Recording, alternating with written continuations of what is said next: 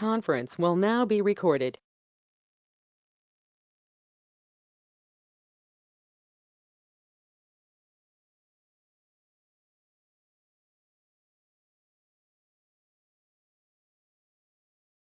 Now be recorded.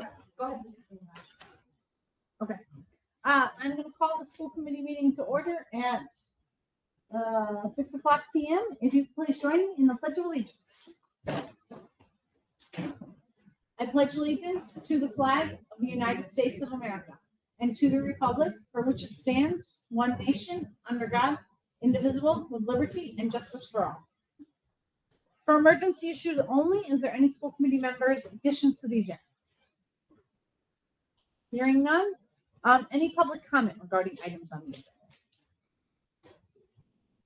agenda? Okay. No opinion. Words. Consent items. Jake had to fix that today, so we don't need to pull it. Okay. Is there anything that anybody would like to pull off of the consent item? All right. Hearing none, I am looking for a motion on the consent item.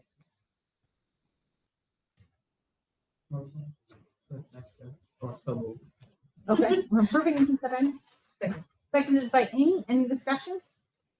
All in favor say aye. Aye. 4 yeses. Are we switching order? Yes, we are. Okay. So what's coming up first? Well, we could do the, let's do Neil, I'm sorry, which is the D and E.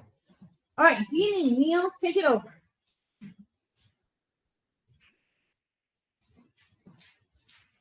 Hello. Hello. For those of you who don't know me well, I'm Neil. I run the IT ops group. Could you speak in the microphone? She hasn't yet, but she will yell at me if you're not.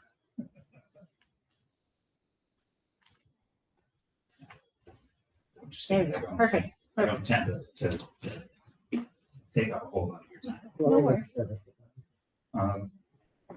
We participate in the E-rate program, which, if you've ever seen that universal service fee on any of your utility bills, that's a fund that goes to Washington. It's administered by the FCC. It comes back to communities through the E-rate program.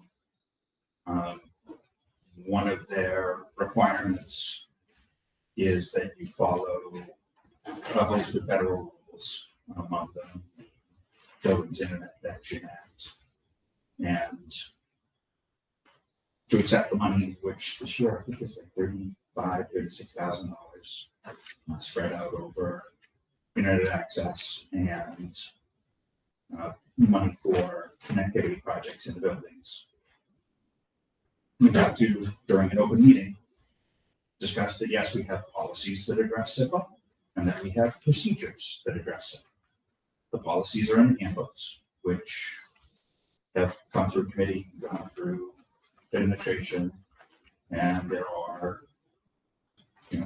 firewalls and 6 different layers of software, well, 4 different layers of software that provide a best effort in process of preventing kids from going places they shouldn't. ChatGPT will very helpfully tell them, hey, if you've got this next, try this. Or, Roblox will tell them how to get there, because Roblox will certainly have. They're going. But so that is a high level view. Yes, we have antivirus, which has blocking, or we have a firewall, which has blocking. We have a couple of other measures that provide blocking. I prefer not to name them just because I don't want to give kids the prompt for ChatGPT. Do you have any questions about it? To me, this is a pro forma thing, but I live there, so. So if a kid's trying to access something that we do know with it, does it notify us or does it just block Some notify, some block, some simply log. Some log, some notify. They all attempt to block. Okay. But, the challenge is keeping a perfectly up-to-date list of all the badness on the internet as it changes. Yeah, no, certainly. Yeah. So obviously, if they're doing it like at their home network, even on their home computer, we wouldn't know about it. But if they have their Chromebook at home, would we know? If they hit some of it will get logged, Okay. simply or blocked. I'm a big fan of don't tell me about it, just tell them this. Okay. There are some keyword stuff. I don't know if that ever got implemented. The implementation piece was before I was involved in those meetings. There was the question about what do we do after hours, who's responsible, where's our liability? I don't know where that ended. Okay. And that's down deep in the guts of the system, and it was turned on or it wasn't. Okay. Other questions? All right, so from us, you need a vote to accept the funding or a vote to acknowledge we We've have. already done that. I don't even need a vote. I just need to come and we need. Well, this says action, so that means I have to vote on something. Okay. We don't need a vote, Apparently right? Okay, then we're good. Perfect, thank you. All right, so could we go to B next? B, we would love to go to B. You're the best. So there is this fiscal crisis action letter that I put in your agenda. The top portion is the email body that came to me from the BEA. And the BEA, Belchertown Education Association. And then when you click the link, you get what's below the link.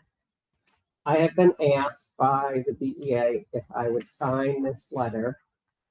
I'll give you a minute to review it. And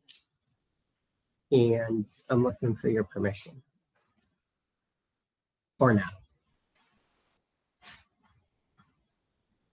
I will tell you that I do know of other superintendents, other individuals that work for MASC, additional town managers, select board members that have already signed it, but just letting you know. So my thought in this, I was asked to, and like my thought was I supported it. And as a town, I don't really get a say what the town does or doesn't do. But I feel like if they get the support, then the town will continue to stay with this agency, whether or not that's the best course of action. And so that's why I hesitated in signing it. And I did see some of our own select board members signed it, so that made me feel a little better about signing it, but I still don't trust the leadership of this organization, and so I don't know that I necessarily.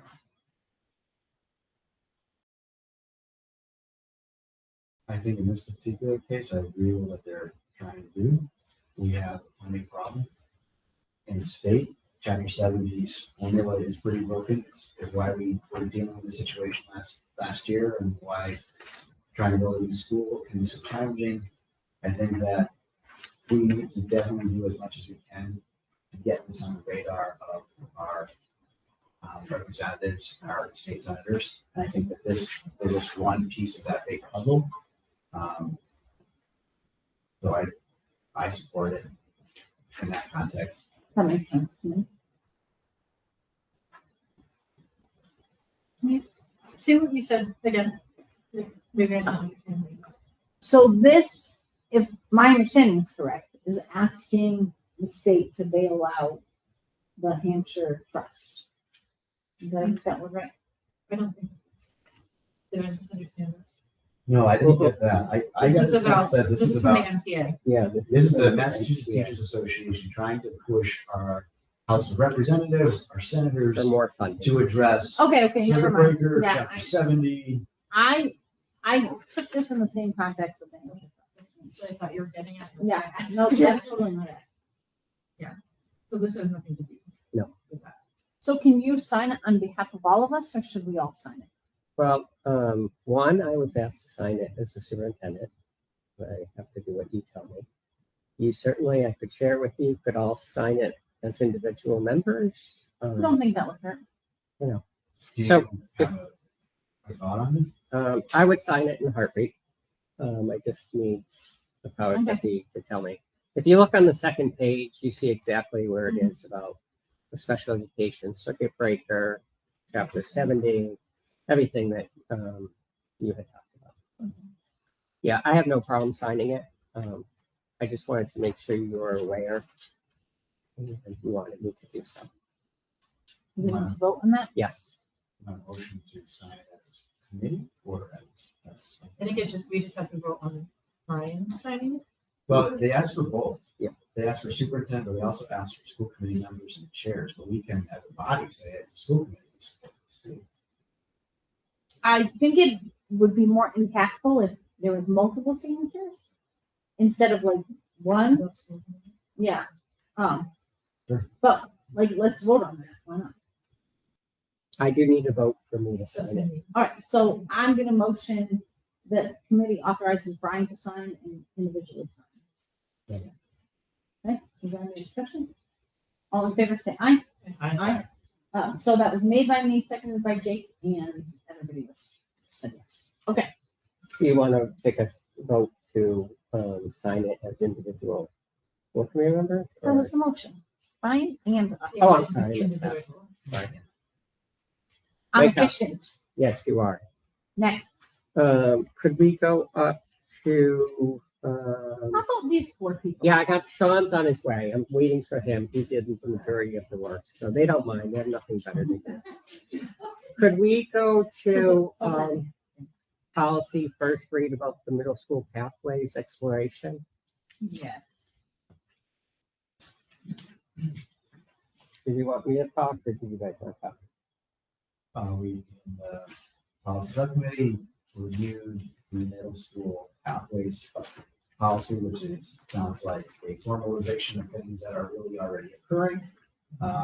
It's and that's something Brian and I know, but essentially it's about notification of families, and it's about creating policy process about the access pathway. Well said. And it has to be uploaded by November 1st this year, and then each year I have to attest that we are following this. This is everything I've worked with Principal Ruscio. This is everything that we already do. Pathfinder comes in about tours, the maintenance of records, all of that information. I just want to point out that there's one little area that we're going to improve on a little bit, and it's called MyCap, and it's a scope and sequence by grade level to use in middle school. Some people use it even in elementary, and it just helps students answer questions and take surveys and gear themselves to kind of see where they want to be after elementary school. They're going to go to Pathfinder, they're going to go to middle school, they're going to go to college, they're going to be an electrician, whatever it is. So we're going to work a little bit on that. We're going to amend our policy when that's up to date. I am going to ask that you give this your blessing and waive the second reading since it has to be in by November 1st. This is a MyCap provided by, I thought you said, the state. Yeah, it's a framework by, All right, so you don't just need a blessing, you need a motion, right? yes, yes. So, I guess motion to. Start with the waive the second. Motion to waive the second reading. Second. Seconded by Amy. Any discussion? All in favor, say aye. Aye. All right, so that passes now. Alright, so a motion to accept the middle school pathway exploration policy. Right. Any discussion? Jake, I feel like you were still saying something about this. Just that it's a, MyCap is provided by the state, I thought, and I just thought Okay, we should be aware of that. anything else?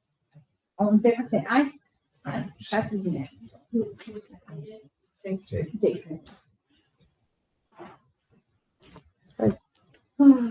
I know. Are you all set? Uh-huh. All right, why don't we go to these wonderful people in the audience that you were so concerned about? Very I nice. was. Yeah. Okay. Thank you for joining us today.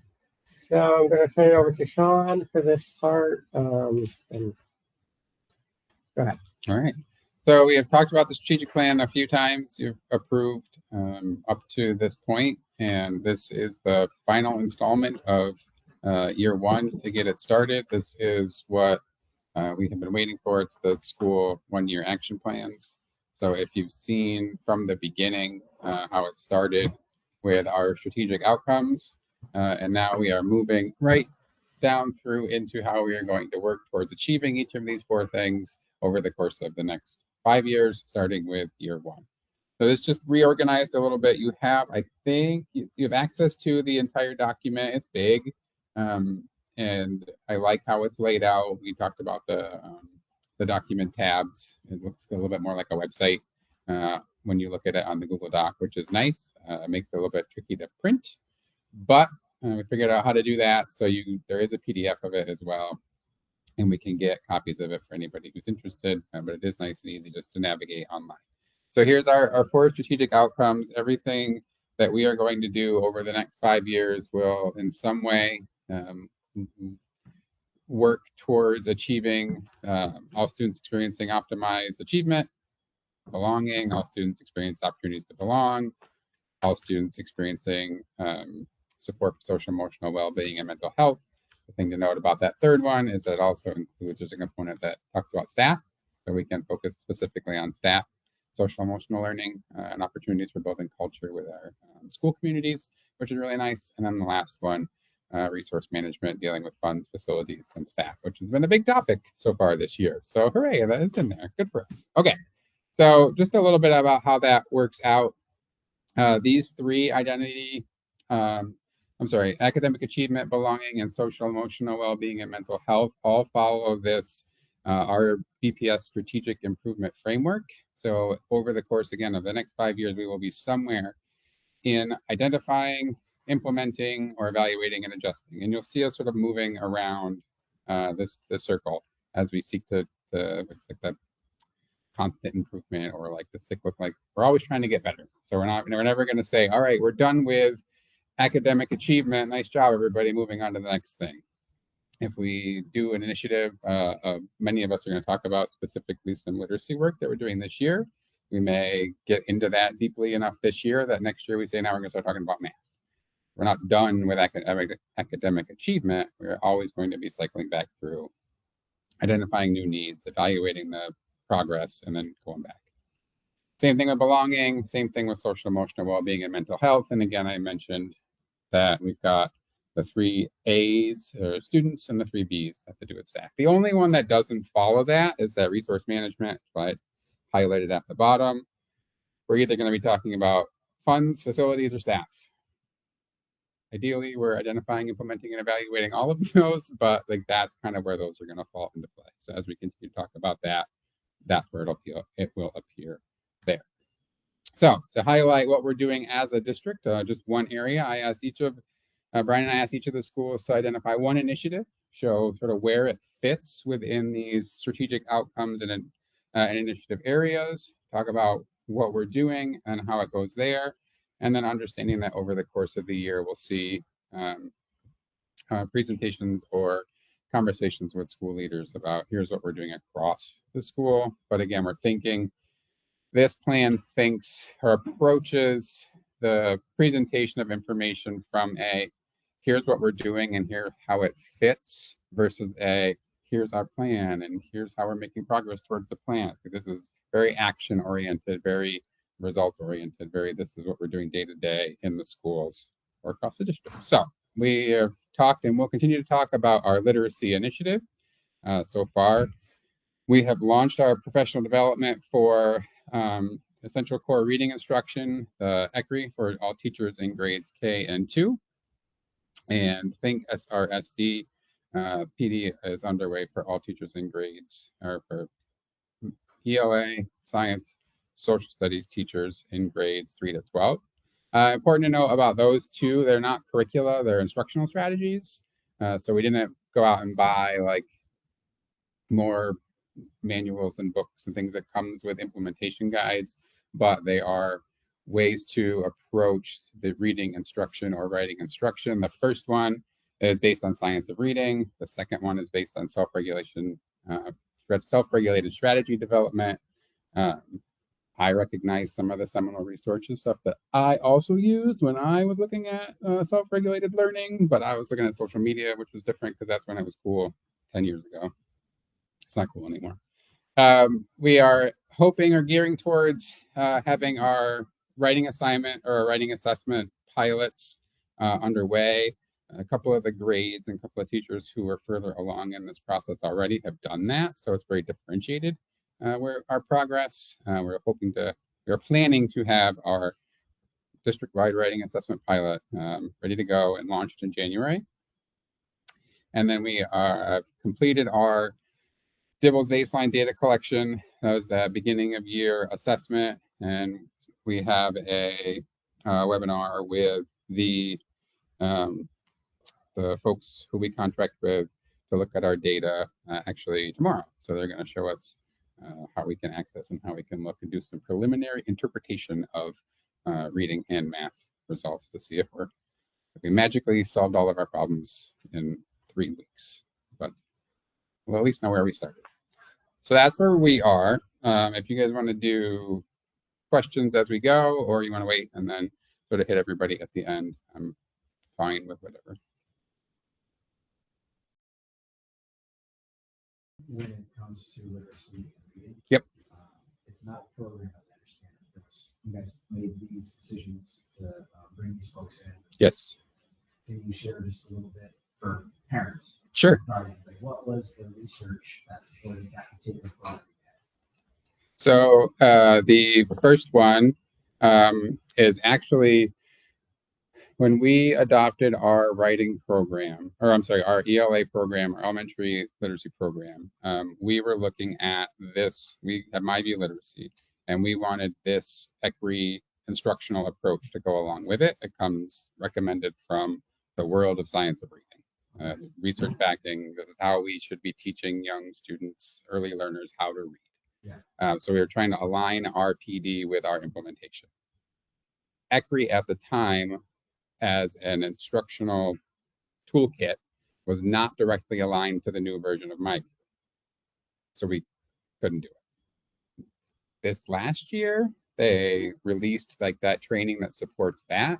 So then we were able to say, now we have, not only are we matching our instruction with best practice, the tools and language that we're using and the scope and sequence is aligned to the actual core materials that we have. So we wanted to do it earlier, got to where we are now, are able to do it. The PD provider is the Hill for Literacy. This is our 3rd year working with them, and they are the literacy provider in the state. So like they are trained to do this training, I guess. They can do it for us. The materials themselves are very inexpensive. It's the PD and the training and the person power that takes up the budget there. And then think SRSD, this self-regulated strategy design or development, one of those. It is like self-regulated learning is how students think about their own learning and their own growth. It's things like persistence through problem solving, resource allocation, help seeking, like all organization, like these things that we want, like soft skills. So it's specifically and explicitly applying those strategies to the writing process. Some of the pictures you see come right from that, like the POWER acronym walks you through the process, plan, organize, write. So like it's giving us common language for how we even approach writing assignments and writing the process. There's explicit instruction for teachers and students in positive self-talk. Like, I can do this. Like, I'm excited about writing. And like, that's a real thing that we have to teach. Like, that's great. That's self-regulated learning. That is thinking about and developing the confidence in order to be able to do that work. So we started doing this. Some of the teachers at Chestnut Hill brought it in pre-COVID and saw really great immediate results. And so we've been talking about expanding forever, well, 6 years. I don't know how long it was COVID. So like for a long time, and finally are in the position where we're able to do that. So the research is that we've been doing these practices and we're seeing that they're working. And so this is really like similar to our plan as it's will be presented. Like this is doing the work that's happening and seeing results. Is the Hill involved in that piece or only the writing? They are only involved in the equity piece. Think our SRSD is the company that sells the guides to use, and this is their language.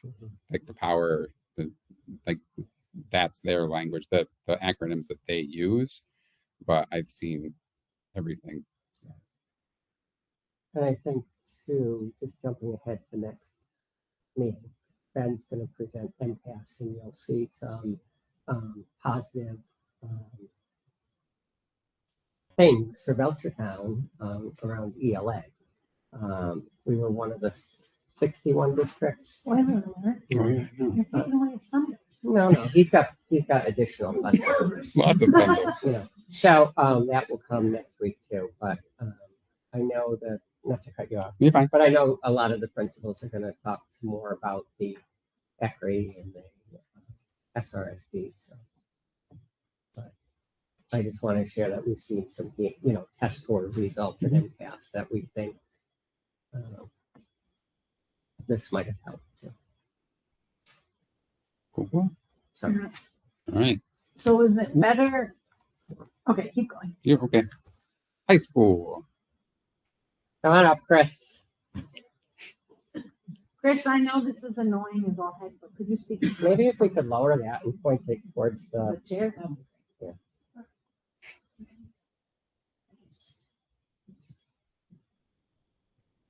Sing us a tune. No, listen, Esther, Lou has trained me to have your back. good, good. Thank you for having me here this evening. It's been, it was a pleasure for me to be on the strategic planning committee this year. And I think that the document that we have is extremely valuable. I am seeing the work that my educators are doing by the goals that they are creating based on the strategic plan. I've been reviewing them with them, and I'm excited about it. I'm excited about the document. I am not going to talk about SRSD, even though we are very much involved in it right now. I'm going to talk about our goal 3. By June 2026, Belchertown High School will evaluate its current school climate, survey tools and practices, and explore additional validated options to ensure comprehensive measurement of our students' social emotional well-being, sense of belonging, and perceptions of being safe, valued, and validated. That's something that we've talked about for many years. We want everyone in our building, students, educators, people who visit our building, to always feel safe, valued, and validated. We do a lot of surveys. We do district surveys, but I also give surveys to our students during advisory at the midpoint of each quarter and at the end of each quarter. So we were at the midpoint of the first quarter on September 29th, and it's a brief survey. I'll tell you what they answered. They have to tell us what class they're in, 26, 27, 28, or 29. We asked them how they're feeling. Are you happy, sleepy, upset, silly, sick, or sad? Everyone's feeling pretty happy on September 29th. We tell them we would like to know how you were feeling at the midpoint of the first quarter. Please share your thoughts and concerns regarding school and life. We are listening and we appreciate your feedback.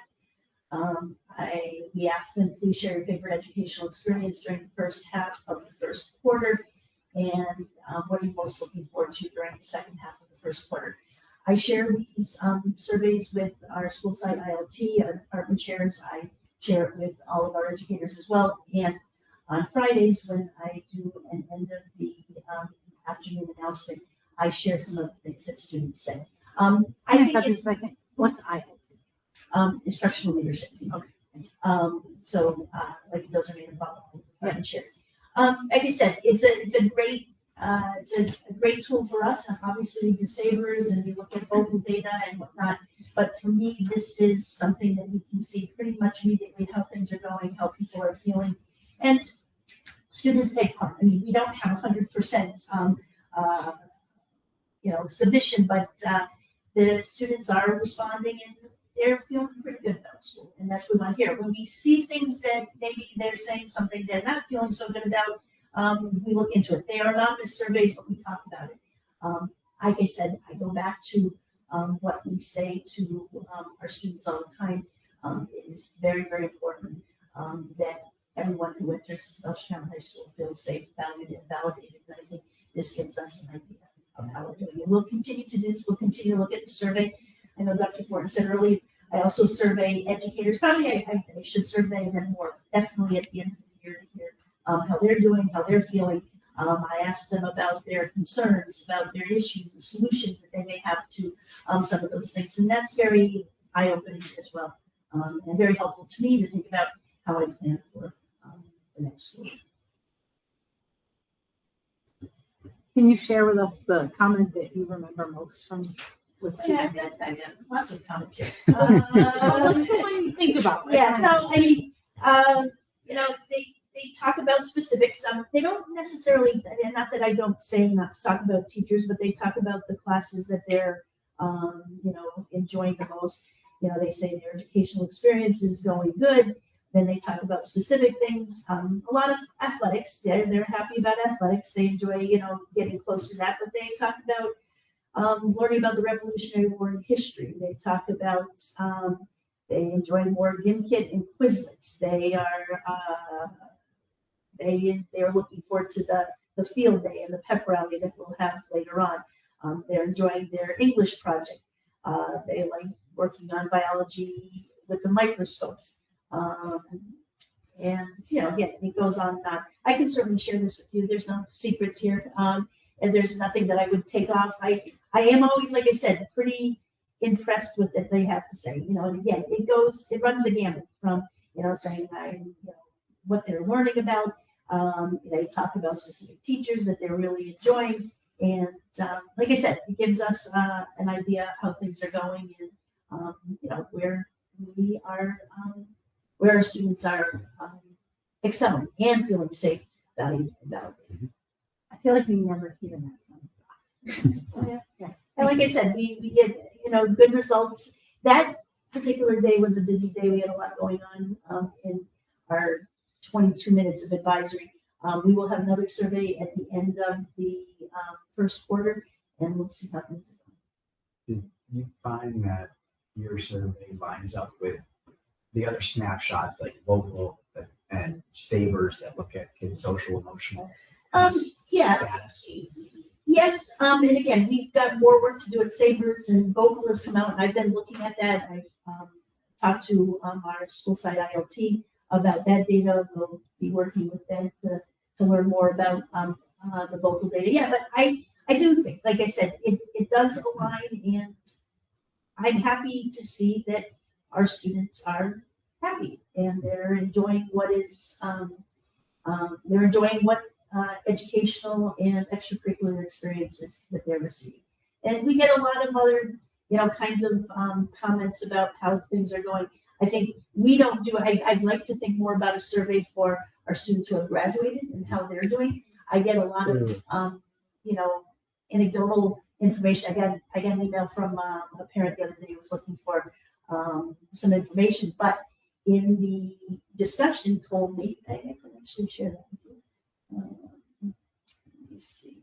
And while Chris looks for that, like that's the crux of this goal, is to take the first part of the year and identify what we do, what exists, what data are we getting from that? Is it meeting our needs? And if not, what else is out there that we can add to, replace, go bigger, however we want to do it. One of those things we've talked about for a while is a graduate survey, an alumni survey, adding that into some system of here's what we do and why we do it and why it makes sense. And then here's a layer that we're missing and we need to add more to. Or what we're doing doesn't make sense and we need to go big to one of these big box survey companies. So this just came Saturday, October 4th. Both boys are thriving. One is playing quad ball, a variation of Quidditch, and thinking about branching into AI to go along with cybersecurity. Our other loves cognitive science courses, and he's taking on, it's talking about becoming more social, and both boys feel that they have better study habits than a lot of their peers, and they credit VHS with giving them a solid, broad foundation in academics in general. So those kinds of things are, nice to hear about. I share those kinds of comments with our educators. I had another one that came from a current ninth grade parent. And again, surveys of parents as well. We did this a while back. We haven't done that in a while. I think we learn a lot from our parents as well. This one came right after I sent out progress reports for the midpoint, where parents and guardians get their students' midpoint grades. Good evening, Mrs. Media. I thought it would be a good time to provide an assessment back to you. Being that this is our first child to enter BHS, it's been wonderful to see how much our student is enjoying her freshman year at the Nest. Honestly, she talks so positively about her classes. She especially appreciates how her teachers treat her like a capable young adult while building real relationships, showing up to support them at their games, setting high expectations, but also reasonable, and offering support when needed. It is clear to her and to us that they're rooting for their students, and that makes all the difference. The coaching staff and sports programs have also been a dream. Thank you and your staff for creating an environment where teenagers not only learn, but actually want to. With gratitude and the world. That's nice. Yeah, those are the good things. And again, we get a lot of good things, and I put those out to our educators so they can hear about this as well. Because that's who's doing what they're doing over there and working hard and making sure the students are enjoying their time. Thanks. Thank you so much for sharing. I just wanted to comment. I think that having information on the impact that the school system has had on graduates is very valuable. I know I used to be on CAPE, which is Council for Accreditation of Educator Preparation. That was one of the pieces of data that we look for, is the impact that educators are having on their students that have completed the program. So I think that I would like to see more of that information too. It's like, what are our graduates doing? What impact do we have on their lives? Thank you. Excellent. Thank you so much. Then there was Tom. Yeah. Thank you.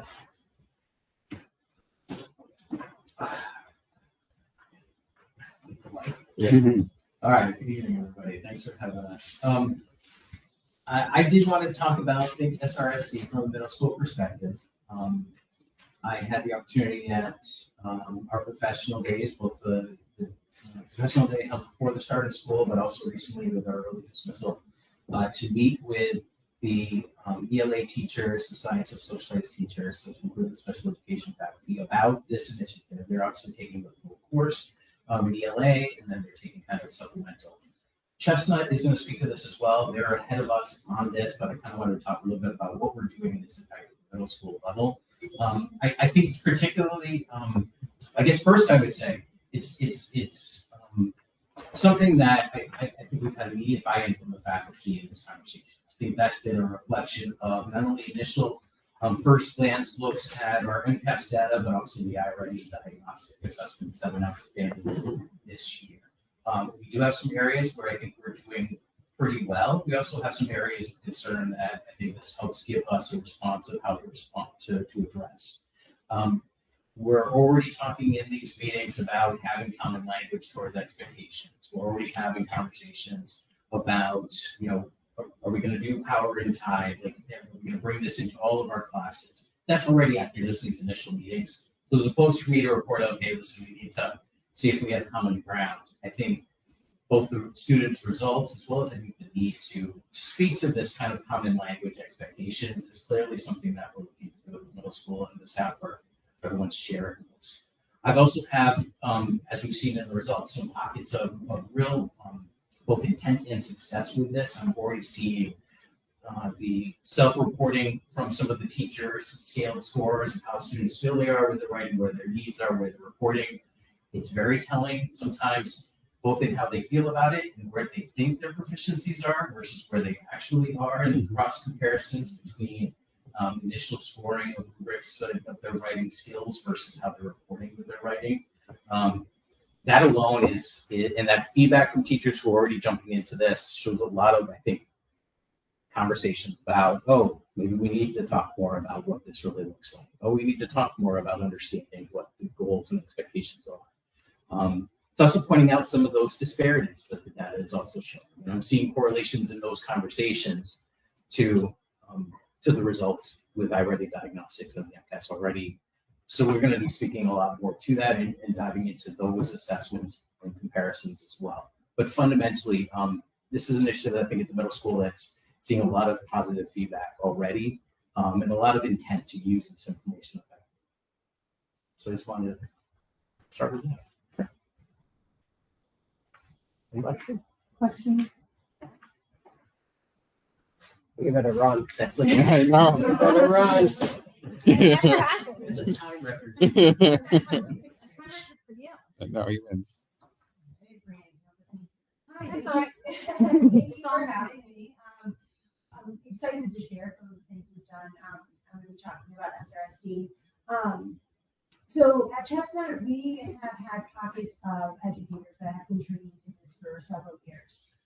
We actually brought it in before COVID, as Dr. Borton referred to, and we really, some of the teachers have changed over the years. Not all teachers were trained at that point. And over COVID, it kind of fizzled out, and some people were still doing it. And so last year, with the last couple of years with the live resources, teachers have identified needing some more structure around writing. We can see it in some of our scores and the discrepancies between classrooms, where some people were using one acronym, somebody was using another. And so every year it felt like the students had to start from scratch. Very rarely was an acronym carried from one grade to the next. I think SRSD provides that framework for all of the teachers. And so from going from one year to the next, the students are going to be introduced to the same acronyms that they're going to be using to help guide their writing. So that consistency is extremely important as students move through the grades. And then of course, when they get to one of the things we'll look at when they get to a certain place, do we need to switch the acronyms so it's developmentally appropriate, but still follow that same structure of that self-regulation, that self-talk. I've been lucky to be part of a literacy leadership network through SRSD because I've had a few teachers that have already been doing this stuff, and they just took the initiative and they kind of launched on day one.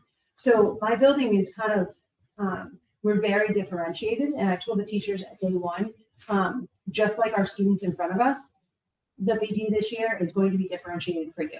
So those of you that are ready to take that next step and to start right away from day one, do it. Those of you that need more time to digest it, let's learn from the others. And I'm not expecting you to use it on day one, but let's learn about it and get there when you're comfortable. So that by January, everybody's going to be doing it and talking about it. I will say, all of my ELA teachers are already in it because they really have found that it's easy to do. And the kids are loving it. I've had a few different teachers come over to me and say, my kids are actually excited to do writing. Like that has never happened before. So that is a huge win. Being part of this literacy network through SRSD, it's a leadership network. And what I do is once a month, I go to these meetings and I meet with principals from all across the state and actually across the country, because this is a nationwide thing. And we talk about best practices. They talk about what should you be looking for in the month of September? What should you be looking for in the month of October? How do you support this with your teachers? I also have a teacher who has taken a lot of initiative, and she actually goes to those as well for the coaching segment. So she actually attends that for about an hour. I give her release time. She does that for about an hour, and then I go to my session for the principals for an hour. And then we talk about how can we better support all of the teachers in the building. She's been a great resource. She has really taken the lead on a lot of this and making sure that people have the resources they need. So it's really been a collaborative effort across the board.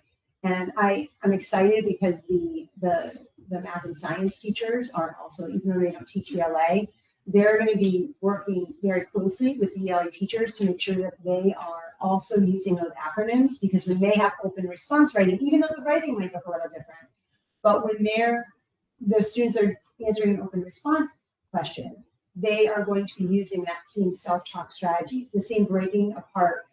It's called do what. They break apart, they pull apart the prompt and they figure out what is it asking. Those types of things can be used in all subject areas. And so we're looking at integrating that everywhere, which is really, really fun to watch. I know that we've been spending a good part of the beginning of the year looking at our initial benchmark data. At Chestnut Hill, we also did a beginning of the year benchmark in writing. We did that just because we were a little bit ahead with some of this work. And at the early release and the staff meeting preceding that, all the ELA teachers met and did what's called a collaborative scoring event. And so basically they take all their student samples of the writing and they hide the names. They have like a number in the corner instead, and they grade it twice. And so they go over, and this creates a way to look at writing so that everybody's scoring it the same way. And so it'll take a piece of writing. If I was a teacher, I'd read it through. I have a grading rubric. I look at it, put a grade on there. And then I fold the sticky over. The next person reads it. If the scores match, that's good to go. If they don't, then I'm going to talk with that teacher and we're going to figure out, why did you score this? Why did you score this? And they come to a consensus about that score so that there's consistency across grading procedures as well. So we're going to continue that throughout the course of the year. And from the scoring and from these initial writing responses, students have created writing goals for themselves. And so you can see the picture there with a student very proud of his writing. And we also, through the SRSD, they're coding. So that's a paragraph, but this can go into multi-paragraph essays. But they color code the things that they're looking for according to the rubric. So then they can understand the different parts and making sure that all the parts are contained in the writing. So it's very exciting. I feel like we really, I mean, it's moving through the district as well. We're a little bit ahead here. But that's only because we've had pockets of teachers that are really seeing the benefits to their kids immediately. And it's wonderful. We've talked about kind of next steps of looking at how can we share this and how can we collaborate with like third grade, for instance, to make sure that we're sharing the successes and also troubleshooting if people, so we can learn from each other. So yeah. Any questions? Questions? I just want to give Jen a plug because sixth grade has definitely done some amazing work, as many other teachers in the district. But we have seen some great gains on MCAS scores. And when the commissioner was coming to visit us on October 3rd, he was going to Chestnut Hill to actually see SRSD as part of his visit when he was here, but that's been rescheduled. But I just want to say, you know, we've seen a light in the sixth grade, and they really have taken the effort to revamp what they're doing. As many other teachers in the district, I'm not saying sixth grade has the only, but I think it's good to shine that light a little bit. So It is, especially some buildings that like next year. But you know what? I think she's like, let it go. no, we will miss them. But you know, I think that honestly, like the work that they've done, really, everyone works really hard, right? And it's a team effort. They work really closely together. One of the things that I've seen from them is it's the collaboration and the teamwork that really has really helped them, and the high expectations. I mean, they take a look at exemplars and they're like going beyond, and they set the expectation extremely high, and they scaffold and support kids to get there, and they believe in every single one of their kids. Not to say other teachers don't, but the consistency with that has been truly amazing. And I mean, I appreciate the thanks to me, but really it's kudos to all their work. So it's a team. That's awesome. Thank you.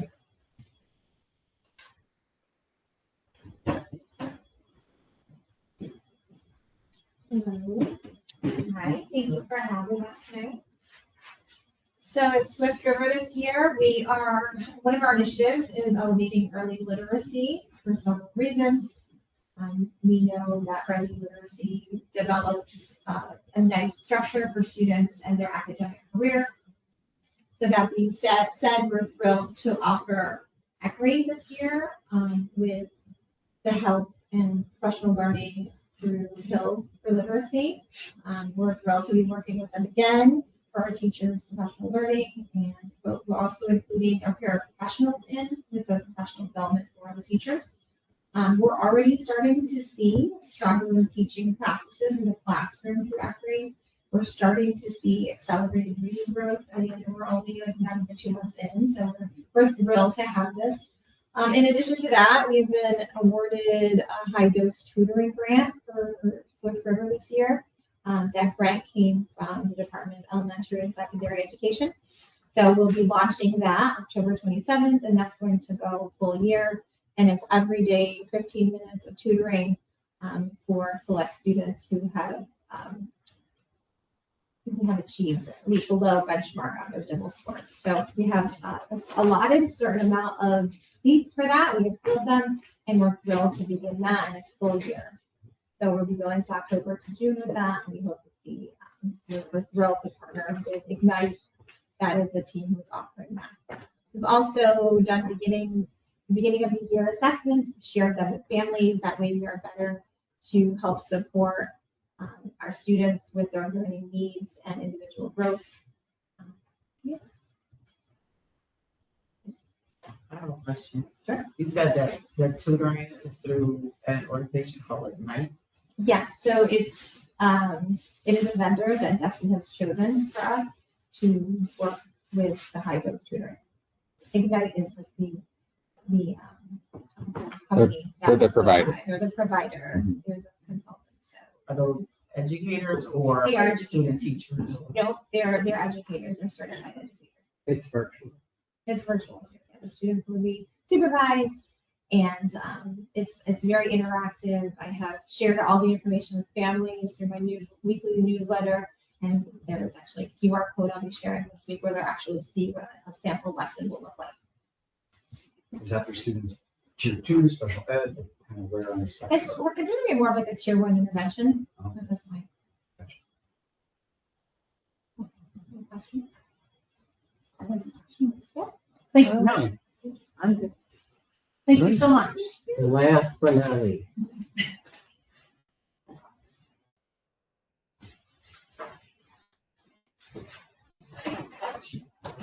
Last but not least. Thanks for having me. Much like Swift River, Cold Spring is working on increasing early literacy and using ECRI. So the kindergarten team has just gone through, we're in week 3 of implementation, and it was our first coaching cycle with Julie, who's the representative from the Hill, who came through today and met with 4 different kindergarten teachers. We'll see 3 more at another date, and provided some coaching, modeling, or I should say modeling coaching, and then they had a nice debrief session where they were able to talk about instructional practices and strategies, what was working, what questions they had, to really push the implementation. I also have a great teacher who took on a leadership role in this. I don't have an interventionist or any other support in the building. So she has taken on the role of going to some of these coaching sessions and then offering support to colleagues. So we can, again, really look at sustaining this practice, have strong implementation, and then really push those results for our students. The other thing that was provided through the Hill, which was really great, kindergarten reflected on it as well, was PD that was centered on them. So oftentimes kindergarten is, included K to 2, K to 5, different things like that. But of course, the first experience for many of our students can look very different, and establishing those school routines early. Our NAGA had said, 8 weeks, 2 months, yeah, right? 2 months, and we're looking at 3 weeks because those first few weeks were all about establishing routines around school. So we're excited. I feel like today was the first day that everybody kind of took a breath and realize that all their hard work is really paying off and they're already seeing some great things happen. And then we'll assess using Dibbles. Next week will be one of the assessment weeks at kindergarten, and then we'll make sure we share those results with families and then use those results to drive strategies and instructional practices.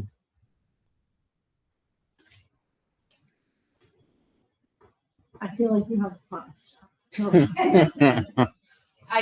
I had that same thought today. When I was like, this is just a great place. Not last week, though. Last week, yeah, it changes. Always interesting. I'd rather be in your place than Tom's any day. Pros and cons.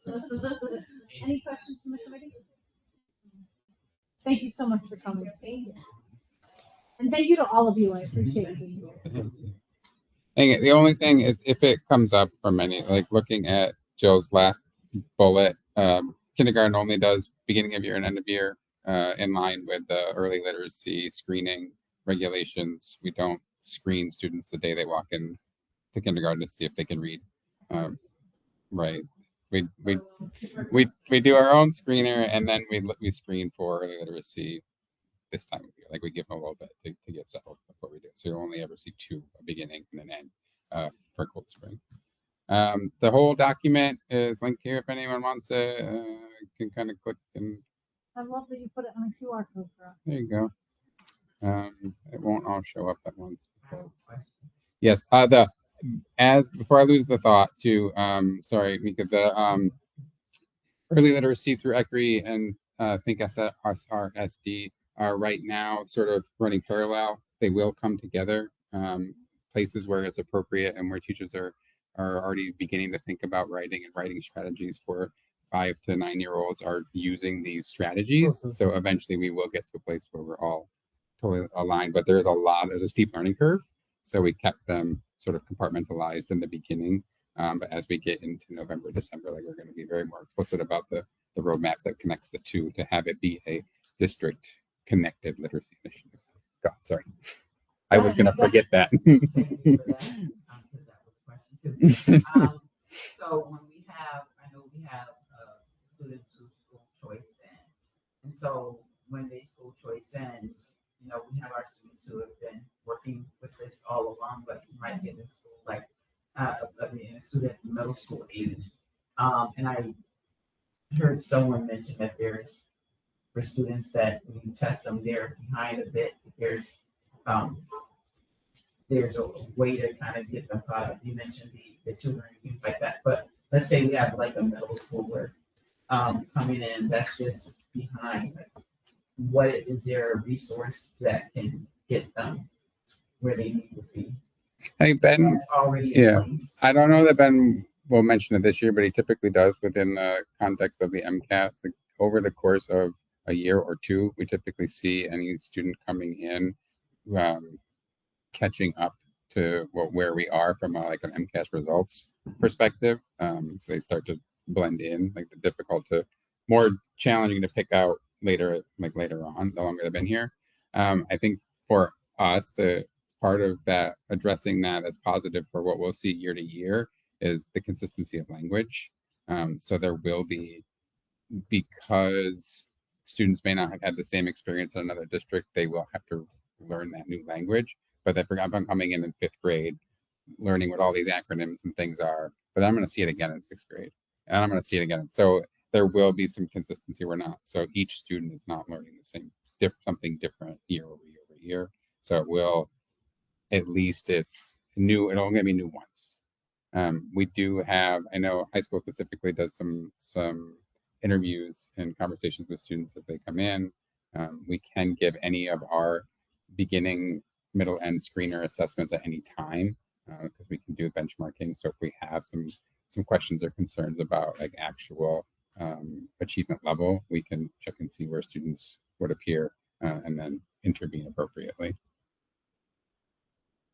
And I would just add that any student that's not on grade level per se, that I think it falls into that have high expectation, but scaffold those based on their needs and education levels so we can get them up to where they're supposed to be. So if a new student comes in and they're beyond, below, we have to do what we normally do in scaffold instruction so they can meet those learnings. And we've talked a lot about that this year as well, too. Because sometimes we get, I think, in the habit of lowering expectations, and sometimes we get too low, and then we get caught in this rut. So we have spent a lot of time talking about that as well, and going back to whether it's special ed students, regular, advanced, scaffolding. Let's provide them the scaffolds to be successful, and then take those away once they're up to where they're supposed to be. I had 4 or 5 questions about the 93-page document, but I don't want to throw off the flow. No, feel free. There was a lot there, Mhm. so I did have a couple of follow-up questions. Is this the best time? Yeah. Sure. On page 18, Yours is the only one that's paginated. It's this document, right? This. it's called District Professional Practice Goal Gotcha. by June 2026 of distribution collaboratively. Yep. Like, just for a parent who looks at this or watches this recording, what does this mean for their kid? What this means, right? So what we did was we attended an Instructional Leadership Institute, and our mission was to go and learn about the highest quality practices recommended by DESE and seen around the state. We got some of that, but then what it did was it put us all at the same table to say, what are our expectations for what Belchertown considers to be the highest quality instructional strategies that we want to see in every classroom? And so we've already started to assess that. We intended to create a plan and then roll out some of them, but we found some early wins. We found lots of folks are already posting and articulating their learning objectives at the beginning of each class. Like, this is what we're going to do today. It's a trauma-informed practice. It's a best practice. It is a high-quality instructional practice. It's all these, like, ticks all these boxes. So we said, let's normalize that around what we're actually looking for. So if I'm going to go into any classroom in any school in the district, we'll see a similarly worded instructional beginning of a lesson launch. So we're looking for things like that to say, what are the most effective practices that we can do that help across a variety of lenses, and how do we share them out with staff, and how do we as the leaders hold ourselves and our teachers accountable for implementing them. So those are equity centered in. I just know that when folks see that word, yes, kind of not necessarily grasping what that means. And so more about that part. So that we're still looking at mapping this out more like longitudinally, right? But like that one example of identifying your learning intentions, what we're going to learn, how you're going to learn it, and what are we going to do to get there? Like that very specific, just 5 minutes at the beginning of the lesson is a trauma-informed practice. There's an equity-centered practice. It's all of these things that is also a best practice. So it helps to center students around what's happening. It helps to create a culture that is collaborative, cohesive for learning, all of those things just by doing that one component. So that's what we're looking for. That's the end. So we kind of started at the beginning and went to the end. So now we got to work our way back through how are we identifying why are we saying something like that is what metrics would we use to say this is an instructional practice that will how are we vetting them, and how are we going to say these are the ones we want to see in our classrooms? We haven't gotten through that piece of it yet. We just landed on a really good one to start with, so we went with it. The culturally and linguistically are right. I don't know what that necessarily looks like in a classroom. In this context, for all the grades, that was what I was wondering. Okay. So like when you're in 3rd grade, 6th grade, are you looking? What I'm getting at is, was there something that you found that was inequity? One more time. Was there some inequity that you found in this to drive this goal that you were trying to address? We want to ensure that anything we promote and recommend or require as a best practice is a broad scope, no questions asked best practice. Okay. That will fit under all all of these different umbrellas and say that this does all of these things. Otherwise, we're not going to can say that it's okay to do. Next slide to the next page. Mhm. 21. Yeah, we don't I'm have trying to pages. find 21. I don't like this how you have to go. You can look at the PDF. That's When these climate surveys are completed, whether it's Google or the Yeah. Google Forms one or My Savers, will we see that in a presentation like the MCAS presentation? not necessarily. You'll see that in the update of this, Yes, And that Yes. happens. January. Okay. but so it's Sabers and My Sabers aren't necessarily a presentable results. They give the teachers, the classroom teachers, a snapshot of what where their students are. Yeah. And there isn't like a district report that then says we did better at this, or we've shown growth in this. It's like, here we are. And first and foremost, do I have a core problem with that I need to address from a tier 1 level throughout the class, or am I seeing individual students struggling with individual things? Do I have a small group that I can take us to the side during a small group instructional tiered intervention piece? So it's not like you would see, here's some of the stuff we've done, and here's some of the mapping back up a strategy that works for that, but there's not like a bar graph report. I ask because that's one of the concerns that I personally have for a lot of our kids here is that social, emotional, mental health piece that literacy and reading have to build on, that if we don't have, we're going to struggle with. And so My Savers will share, what is the percentile score of a kid in the high risk category? Like how many kids are high risk? How many kids are moderate risk? How many are not? Yes. And so that's something that I feel like we as a committee should have our finger on the pulse of to see how are our kids doing. And I see it here in this report, and if there's a way for us to be informed of that as this is changing, I think that's the part. Yeah. Yeah. And last questions were around page 25. I believe that had to do with the facilities. District Goal 4. Yeah. Part of the action plan, and maybe it's like within kind of the nitty gritty, but that capital expense request forms that we have to submit for all of like the work we hope the town will pay for needs to be completed at a certain date, as far as I understand. Mhm. And I know in the past, the schools have kind of taken it upon themselves to essentially try to solve as many problems as possible. Mhm. And I think from an operations standpoint, it's going to be important for us to change the culture there so that the town starts taking those pieces of the building that are more than $10,000 and using the capital expense money that was set aside for that purpose for our schools as well.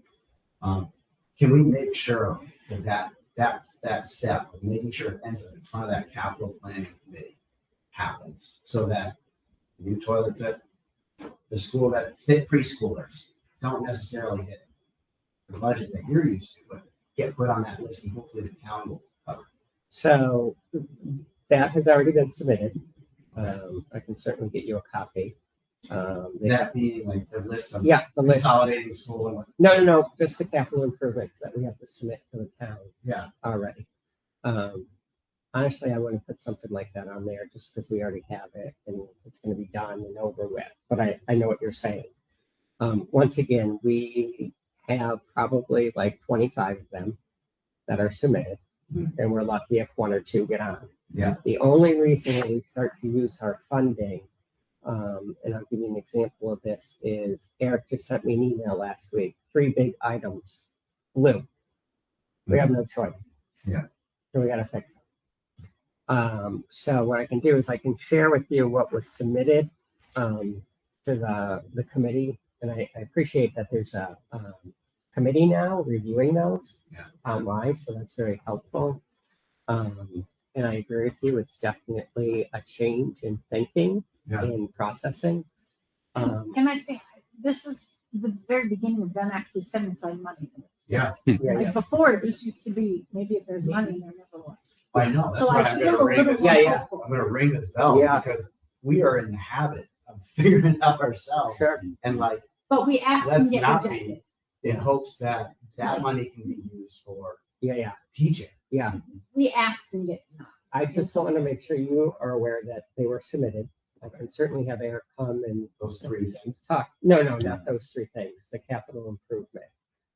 Like I said, I wouldn't put the toilets on there because they're already bought, and we can get someone to put them in for us. So, that's a ship that's already sailed. But what I'm saying is we have bigger things right now that we had to prioritize to put into the capital improvement.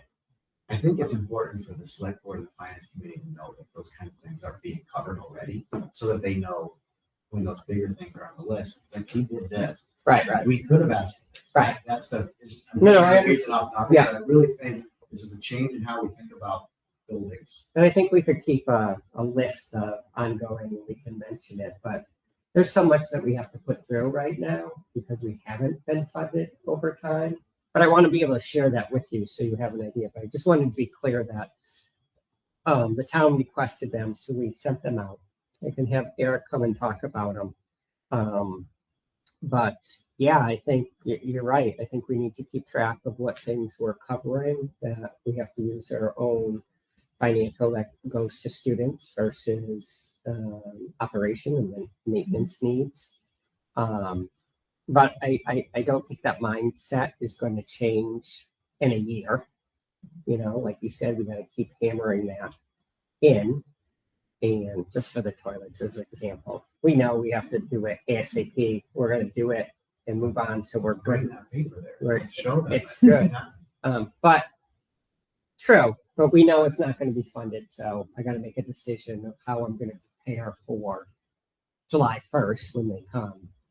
But I hear what you're saying, and I think we can do that too, and we can even submit them. But I do think there's an increased interest in working better together. Maybe it would cause a conversation at a different level. So I won't belabor this, but I think that was my last question.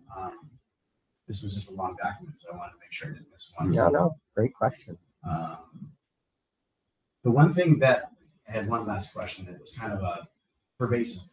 I didn't see that the union was necessarily invited to give feedback very often. Is that part of like a different point? Like, are they part of the teacher voice when given, like in the action steps? Is the union ever kind of invited to provide feedback, or this is how it went? This is where our teachers are No, this is management rights. We certainly can set the goals and say that this is our district. This is what we feel as a leadership team we need to do, and we're going to do it and what we need to do. And certainly we have dialogue through when we establish what PD environments and PD opportunities we're going to provide. But no, I don't know about that. I mean, when we had the committee for this, there was teachers on that committee. Oh, yeah. And they're in the DELT and there's stuff like this, but these are my personal goals that I think the district that people, hire me to do what I have to do based on that. And then they're feeding off of my goals, which we think are priorities. So I don't know that, and I have to think about this a little bit too, but they're involved in the DILT. They're involved in PD, what type of PD, but to set the goals of the district, I have to think about that a little bit more. I'm just talking about one of the action steps being like feedback from teachers or union reps or something like that. Yeah. along the way. Is anyone asking teachers, hey, how's this going from your lens, from being on the ground? Oh yeah, I think we ask teachers. Yes, yeah. So wait a minute, let me make sure I understand your question. Are you saying to get feedback so they identify what the goal is? No.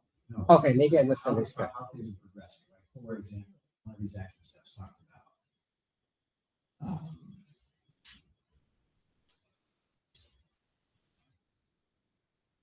utilizing survey tool to get feedback.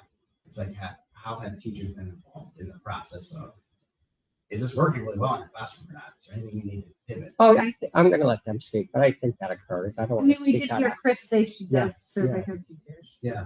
Uh, It's just not here. So that's why I said kind of one of the big notes is it doesn't seem like we're talking about the union and how, and it's sometimes driven by union feedback, sometimes it's just encapsulated in the teacher feedback, but I don't understand the difference between yeah, what you're, like, why, how is union feedback different they're from all the teacher same. feedback? Some, Okay. some documents might say, PDA would be involved in blah, blah, blah. Right, we would involve our Teachers would be involved. educators, yeah. Yeah.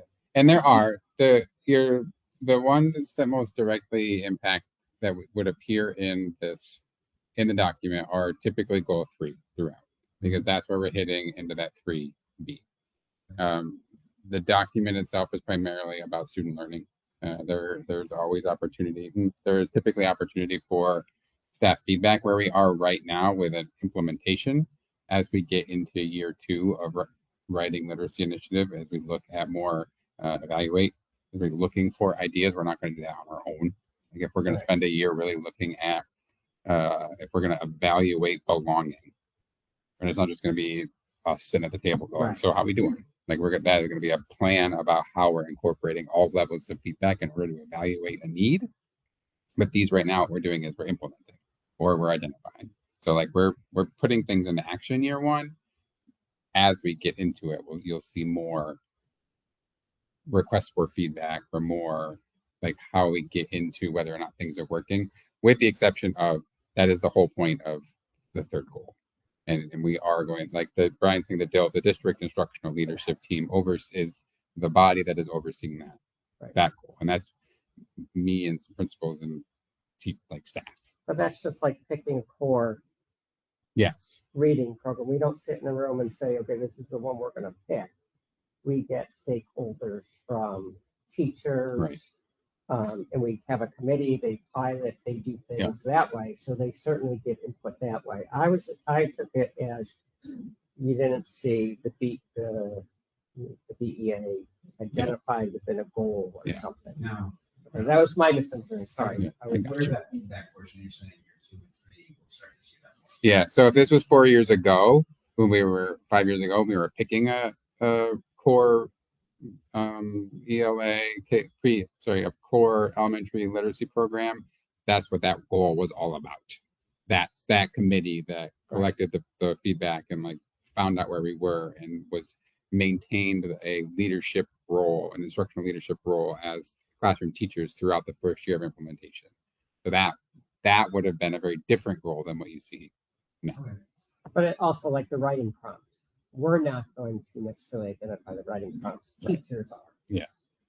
They're going to come together and say what an exemplar is Yeah. and stuff. Do you guys have anything to add? I'm sorry. Is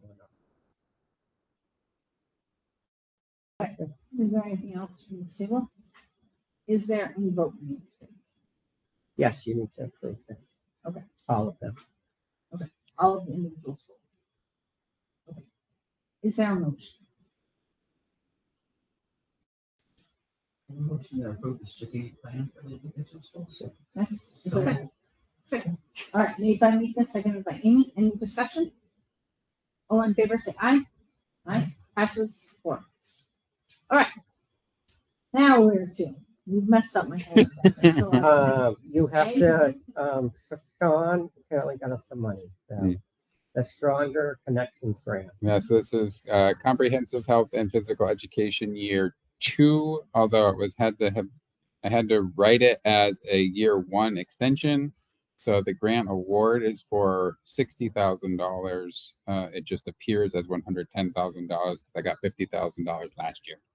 So it's a $60,000 extension to a 1-year grant. $15,000 of that is professional development. A company called Lighthouse that Desi partnered with, who provides PD, and a couple of us go once a month, every other month to a regional convening. Last year they helped us pick resources, materials to use. Desi has a vetted list of pre-approved health phys ed materials. Fantastic. Choose from this list. You're good to go. So we've done a bunch of that. Got some things being implemented. There is not a singular core resource that we can get. It is a collection of a bunch of different ones because no two schools or districts do health and phys ed the same across the state. So everyone's picking and choosing their own. Some places get it once a week, some places get it once a day for a quarter. So it's even across our district, it's a little wacky. We have continued our partnership though with Belchertown Moves through the UMass kinesiology department. So we'll hear more from them. They made some excellent work on creating a draft updated wellness policy and are continuing to work on a comprehensive health and physical education plan that will encompass all of these things that will Does help this pay guidance. for that? Or is They pay for that okay. as UMass. So This what exactly is this paying? Other than materials Other than and humans' time. okay. Okay. So is some of this coming out of what would otherwise be the local budget? Yes, Great. it is. All of would That's be news coming to out my- of the. I love that. I say that yes. It probably wouldn't happen without this. Okay. Yeah, I was gonna say we probably would. Well, and that just because that line is zero. The money to Yeah. be able to provide for people to We do it. couldn't do these things if we didn't. Correct.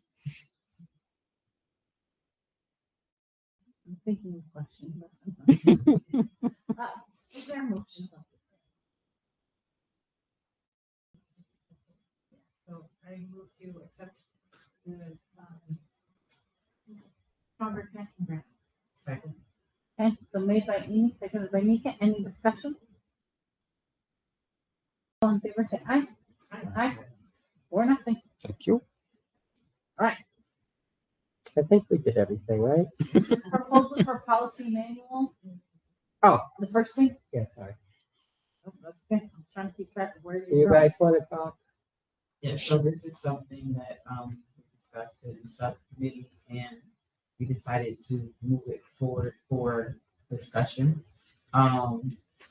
Working with MASC, I think she's our regional rep. Tracy, yeah.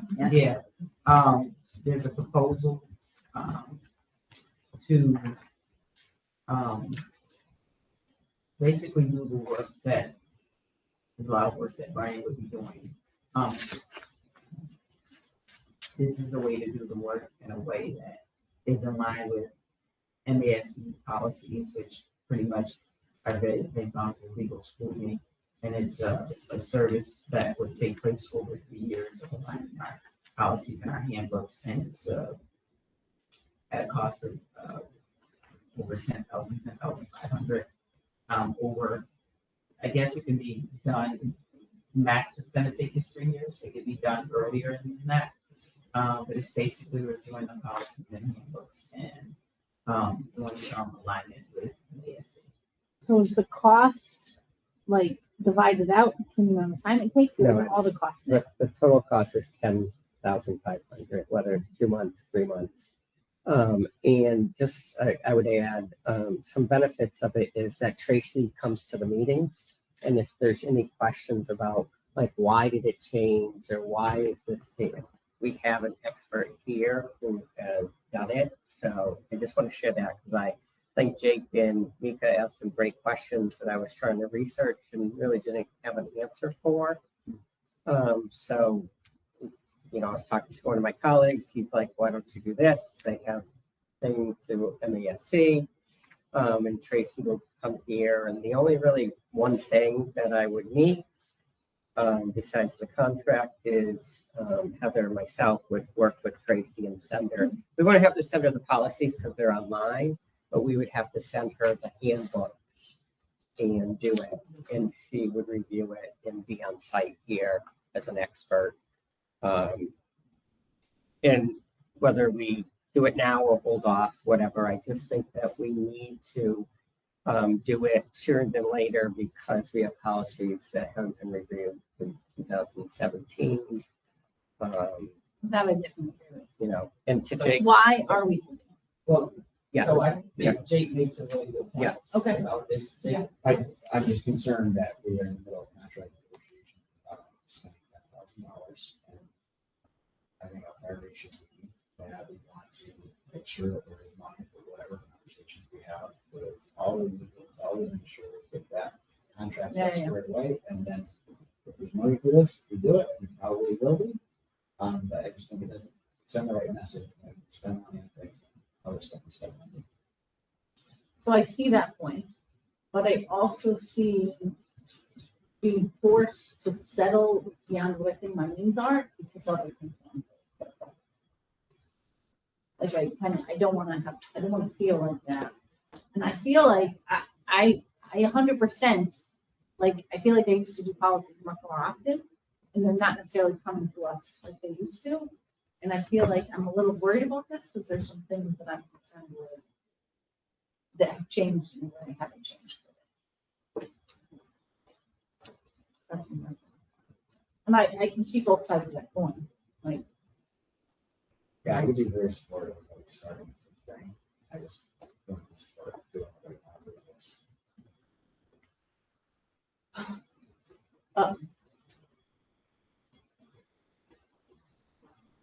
yeah, I think I'd rather start it now so I didn't feel like I was so hostage to having to settle in order to get things done.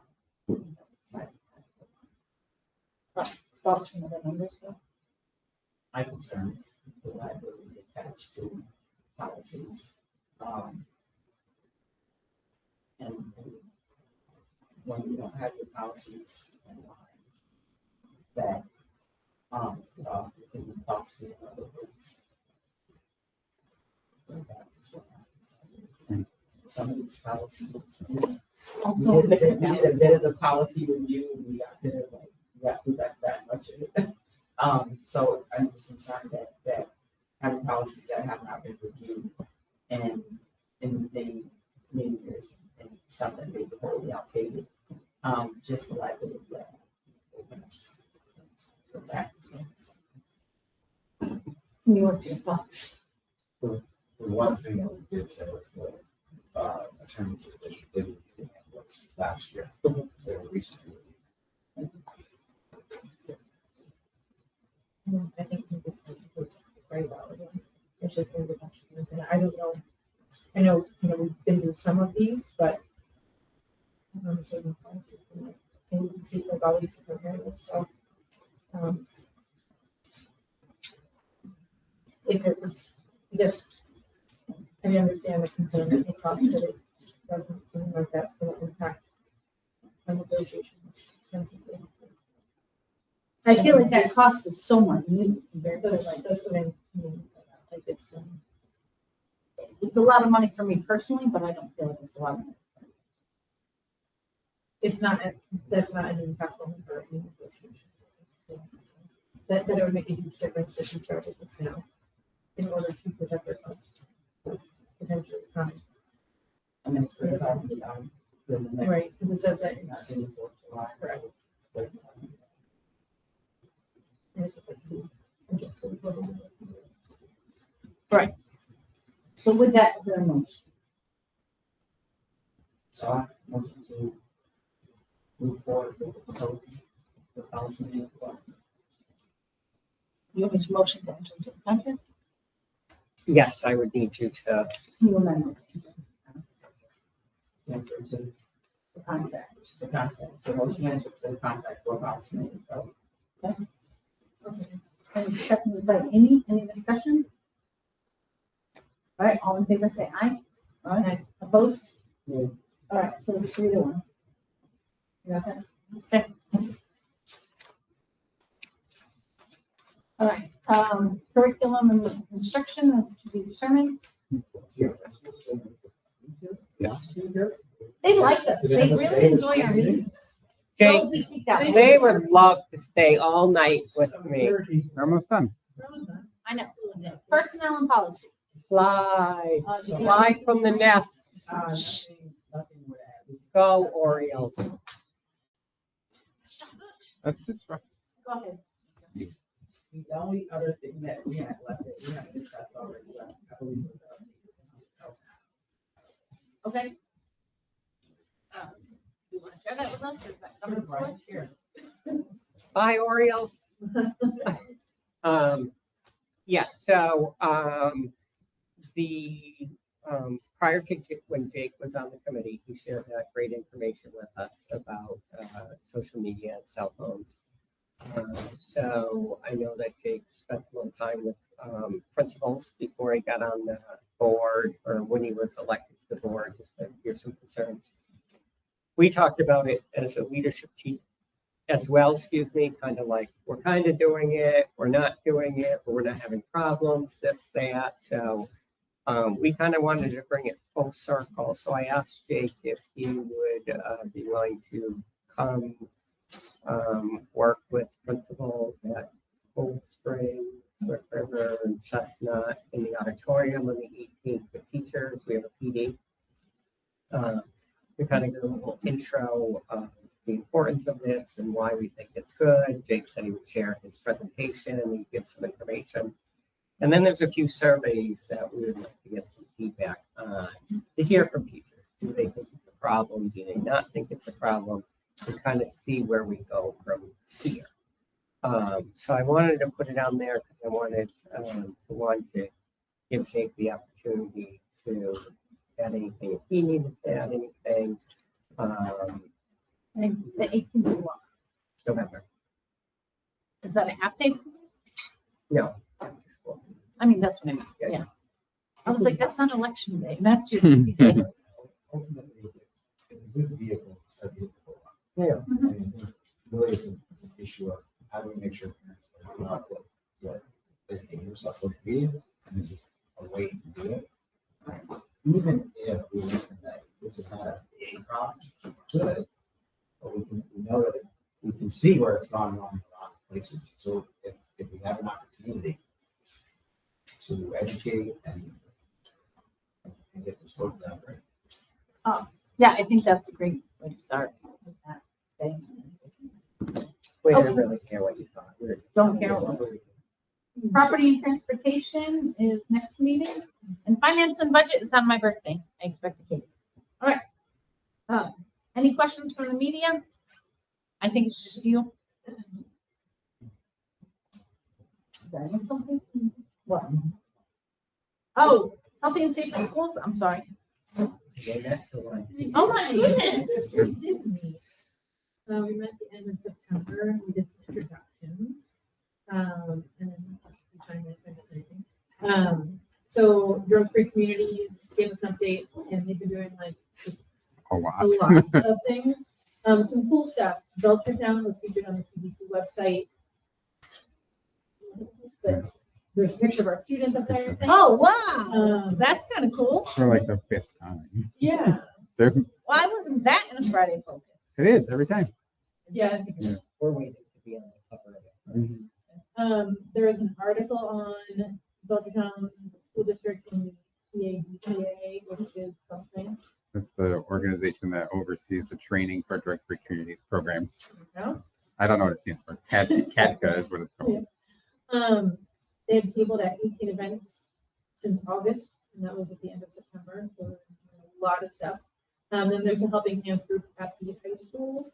Met over 25 times last year and had lots of events that they participated in. October 25th is the drug and vape take back day on the Common. It's the first time they're doing vape take backs. And there'll also be free Narcan for that event as well. So I encourage people to go get your Narcan. Keep it in your car.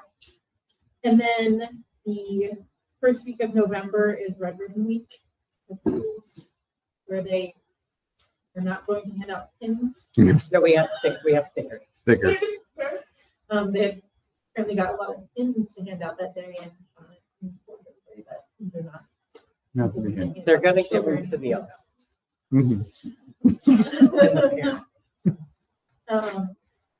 The On school the- district bought these stickers for them. On the iPad, it's like popping out instead. I'm sorry, did you say pin? How many Can we hundreds? get a pin? You can have a pin. Yeah, I bet there's plenty. It sounds like. Lots of them So, for ages. There is a community health and wellness resource fair every third Friday of the month at Pop Memorial Library. They do different events there. We just had our flu clinic last week. I don't know how that went, but what's going on.